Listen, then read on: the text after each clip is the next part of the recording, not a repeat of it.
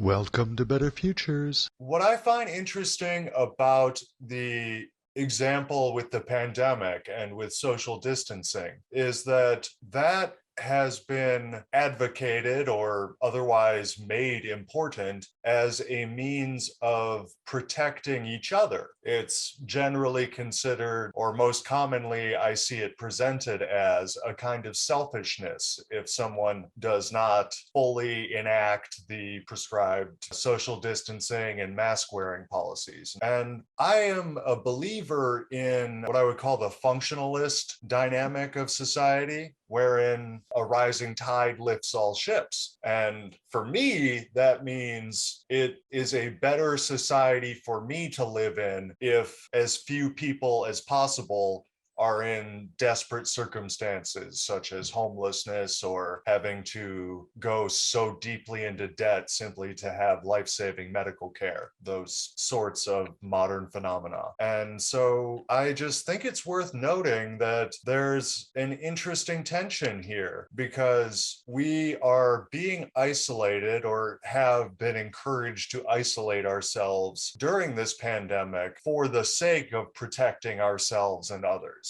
And I am not trying to argue that that is an incorrect approach in addressing the pandemic, but I do see how it would complicate being more empathetic to one another and being more capable of the vulnerability that is required for empathy and being more capable of receiving the benefits of encouraging our neighbors. Right. I love what you said. And I think the two biggest terms that you nailed on was vulnerability and encouragement, which society is lacking right now. And I have to say, I don't know your beliefs or other people's beliefs, but whether you believe that mankind was created or we just arrived with a big bang, I'm not one to say. I'm not a religious guy, but I am a spiritual guy. And I will say that we were not here to live by ourselves. Like, people go mad if they're by themselves and they don't know what to do with themselves. They need to be around people. We're social creatures. And if we're going to be social creatures, then we have to be sympathetic, empathetic, compassionate, and encouraging to build up each other. I have this lady friend that always tells me, because I have problems in my life, the only things that she tells me are encouraging. And sometimes I really need it. You know, I have depressional issues. I'm bipolar stage 2 with social anxiety, hypomania, and I enjoy talking to her all the time because she doesn't scold me, get down on me. She always whispers sweet, encouraging things in my ear whenever I talk to her on the phone or hang out. And you have no idea. Sometimes, you know, that one text that you get from someone could just brighten your day. And sometimes I'll get a text from her and she'll say, "Hey, I hope you have a beautiful day, and I want to talk soon." Like, something that sounds maybe stupid to others, that's so awesome. And it felt so awesome to me. That's called encouragement. That's what everybody needs in life and what everyone, I think, deserves.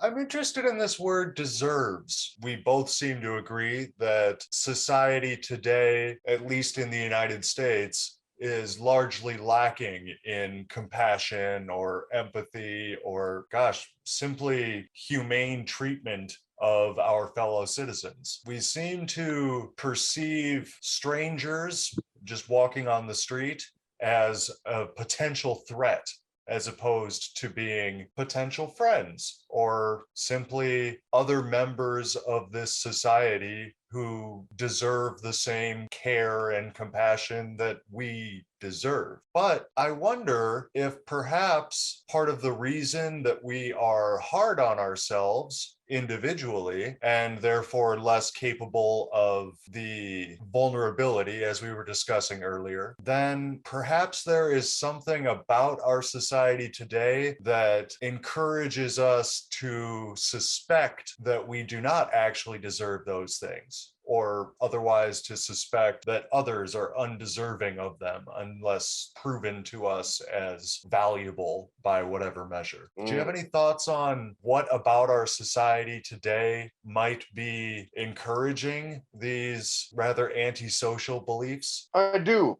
I think that's where vulnerability comes into play because I know there's a lot of people, there's a lot of sharks out there that see kindness as weakness. But I think vulnerability is giving trust to somebody and hoping that they give trust back. And if that happens, that's a beautiful thing. And it takes a lot of courage to be vulnerable. Believe me, I've had problems with it all my life. I've always been on my toes, and I've always been, ready for the next negative thing. And I've learned as I grew older that vulnerability, and I spoke with this about my second cousin, that to be vulnerable to somebody is very courageous. And I think that's what a lot of people should do. And some people can't, and some people, I'm not saying everyone really has the capacity to do so, but I feel like that's a good way and a good tool to unite people together. And right now in society, people are very divided by the pandemic. But yeah, instead of uniting and congregating with each other, people are divided right now. And it really saddens me. But yeah, back to vulnerability. I was vulnerable with my lady friend because I told her, I don't know why I did, but I told her that I would never lie to her. And then a few minutes later, I lied to her. She asked me how much I paid for my apartment, and I completely lied to her. I just made up a figure in my head, and yeah, I felt horrible about it for the whole next day. Felt horrible. She come over to my house, and I talked to her, and I had to tell her I actually don't have to pay a dime, and I had to become vulnerable to her and admit that I lied to her if I was going to have any kind of relationship with her. And I apologized. And yeah, so that was a really vulnerable position I was in. And I think it was a good position because who knows how it would have turned out to be. It turned out to be okay, but it's tough for people to become vulnerable, but I think in the end it worked. It definitely does. To quote Brene Brown, it works.